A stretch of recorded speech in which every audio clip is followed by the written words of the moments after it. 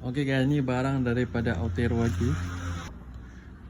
So dulu kita beli yang macam ni, Altero, yang ni untuk basuh kereta lah.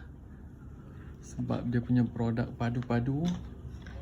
So kita beli yang ni pula. Let's go, kita buka. Jom kita buka ya. Kita beli dua sebab satu nak bagi dekat ayah. Ayah kita berminat katanya nak siram pokok. So dia datang macam ni geng. Tak sabarnya nak try. Ni ada nama brand Altero. Yang ni pun yang kedua. So kita try dulu. Supaya kalau ada masalah kita boleh return. Let's go, kita try.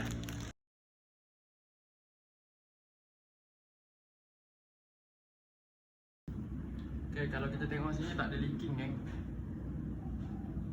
Mantap. Lepas tu dia boleh pusing-pusing. Kalau tembak dia tengok ni. Padu. Lepas tu dia boleh ni otter. Tajam ke, nak jani ke. Ni siram pokok boleh lah. So kita nak pasang yang kedua.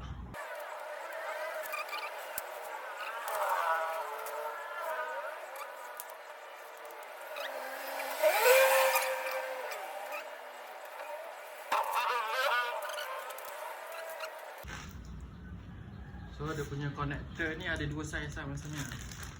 Satu untuk yang kecil, satu untuk yang besar. So ni untuk pipe yang kecil.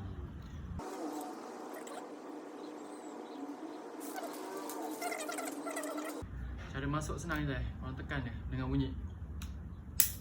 Dengar tak bunyi? Tak dengar, nak buka, tarik yang ni. Cabut. Nak masuk. Jom kita tengok leaking atau tidak. Dah buka geng, tak leaking, alhamdulillah.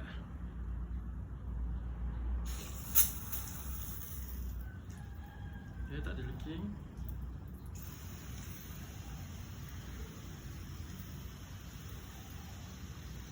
Inilah adjust dia, depan ni adjust dia.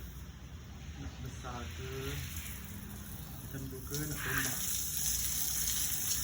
Terbaik.